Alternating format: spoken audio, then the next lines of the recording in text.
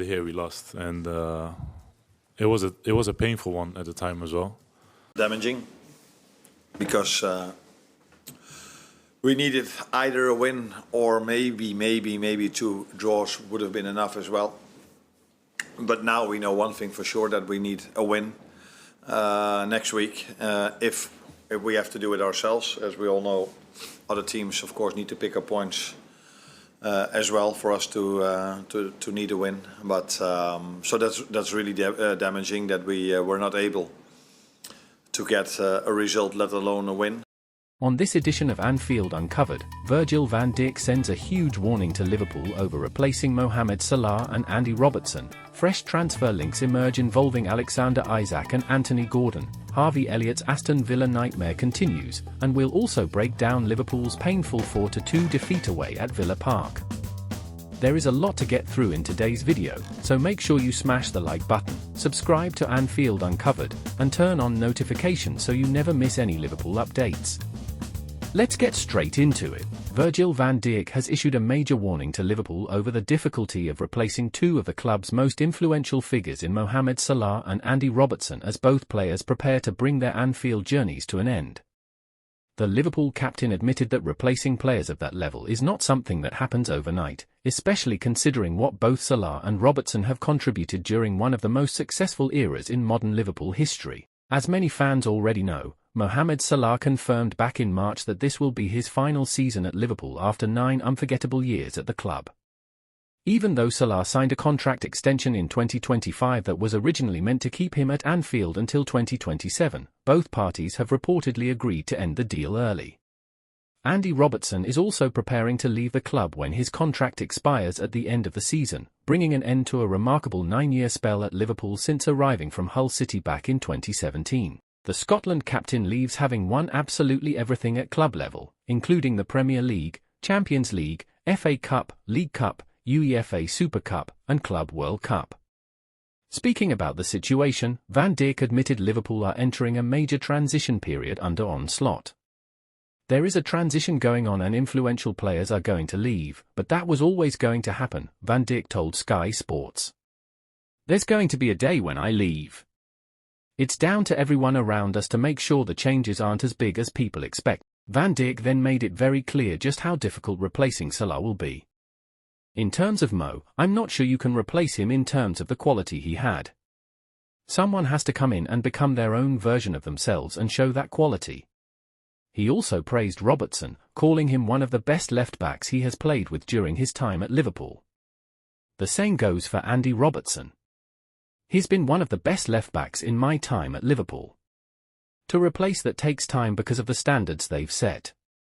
The Liverpool skipper insisted that the challenge now for the next generation is to embrace the pressure rather than fear it. And speaking of uncertainty, reports from Turkey recently linked Van Dijk himself with a shock move to Galatasaray, while Alisson has also reportedly attracted interest from Juventus.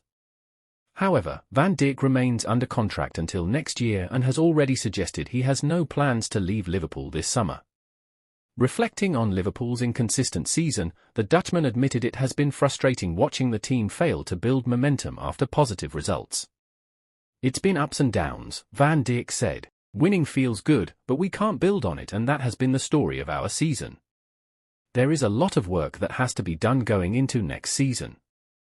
And honestly, after what happened against Aston Villa, many Liverpool fans will agree with that statement completely. Because Liverpool's trip to Villa Park ended in complete disaster as Aston Villa ran out for 2 winners in a chaotic night that exposed many of the same defensive issues Liverpool have struggled with throughout this campaign. The Reds went into the game knowing a victory would have guaranteed Champions League football next season without relying on results elsewhere. Instead, Unai Emery's side completely punished Liverpool defensively under the lights at Villa Park. Despite moments of quality going forward, Liverpool simply could not cope with Villa's intensity, movement, and counter-attacking threat. It was another frustrating night for Arne Slot's side after already dropping points against Chelsea in the previous match, and the defeat now leaves Liverpool still needing results elsewhere to officially confirm Champions League qualification. There had been concerns before the game surrounding the fitness of Mohamed Salah and Florian Wirtz, while Alisson was also being monitored closely before kick-off. Curtis Jones once again operated at right-back, Konaté partnered Van Dijk in central defence, while Slot trusted Szoboszlai, McAllister, and Gravenberch in midfield. In attack, Cody Gakpo and Rio Ngumoha supported Alexander Isak, with Salah only fit enough for a substitute appearance. But despite all the build-up beforehand, Liverpool simply failed to deliver when it mattered most.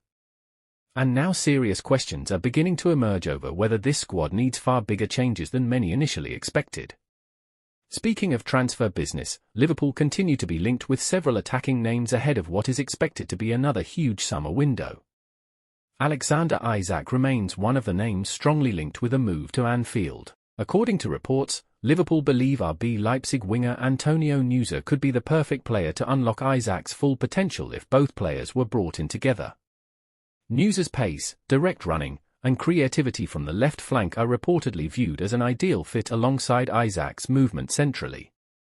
Reports claim the Norwegian forward could be available for around £50 million, although that figure could rise significantly depending on his performances at the upcoming World Cup. Liverpool are also continuing to monitor PSG winger Bradley Barcola and Xavi Simons as Arne Slot looks to add more explosiveness and unpredictability to his attack.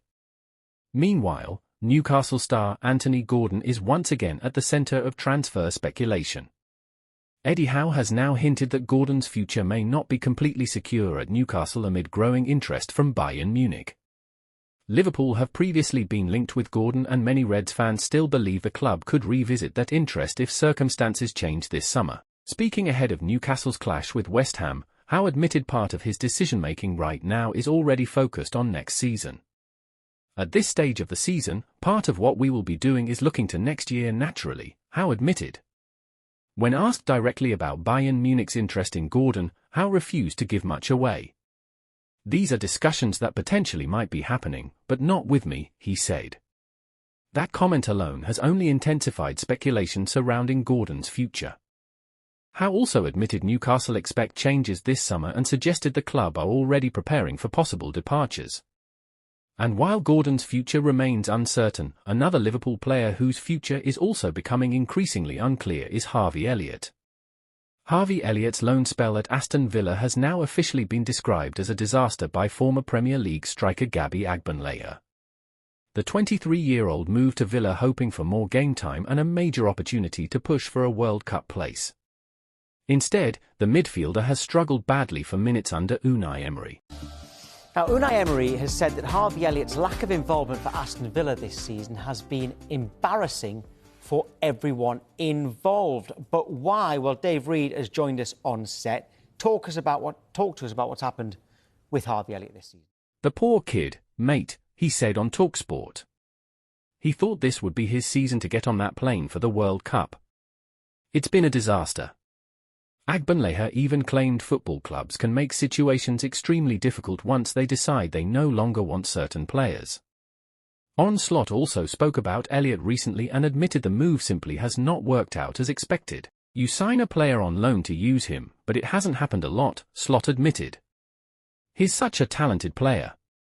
He did so well at the under-21 Euros. You want a player like that to play more. Slot also confirmed Elliott will return to Liverpool this summer. But despite returning to Anfield, Elliott's long-term future remains uncertain, especially with Liverpool expected to reshape several areas of the squad. Elsewhere, there has also been major drama in Spain involving Kylian Mbappé and Real Madrid. The French superstar shocked reporters after claiming interim manager Álvaro Arbeloa told him he is currently the fourth-choice attacker at the club. Mbappé was left on the bench during Real Madrid's 2-0 victory over Real Oviedo before eventually coming on in the second half. After the game, Mbappé claimed Arbeloa informed him he was behind Franco Mastantuono, Vinicius Jr., and Gonzalo Garcia in the pecking order. But Arbeloa immediately denied making those comments. I wish I had 4 forwards, Arbeloa responded. At no point did I tell Mbappé he was fourth choice. The situation has added even more drama to what has already been a chaotic season for Real Madrid following Xabi Alonso's exit earlier this year. And finally, Liverpool's summer rebuild continues to gather momentum behind the scenes. The club are expected to invest heavily once again after another inconsistent campaign, especially in attack and defence. With Salah and Robertson preparing to leave, uncertainty surrounding players like Elliott, and questions still remaining over the squad's overall consistency, this summer could genuinely define the start of the Arne Slot era at Anfield. And after that painful 4-2 defeat against Aston Villa, the pressure is only growing. That's all for today's video, Reds. Make sure you leave your thoughts on everything discussed in today's video down in the comments below. If you enjoyed the video, don't forget to smash the like button, subscribe to Anfield Uncovered, and turn on notifications so you never miss any Liverpool updates. Thanks for watching, and I'll see you in the next one.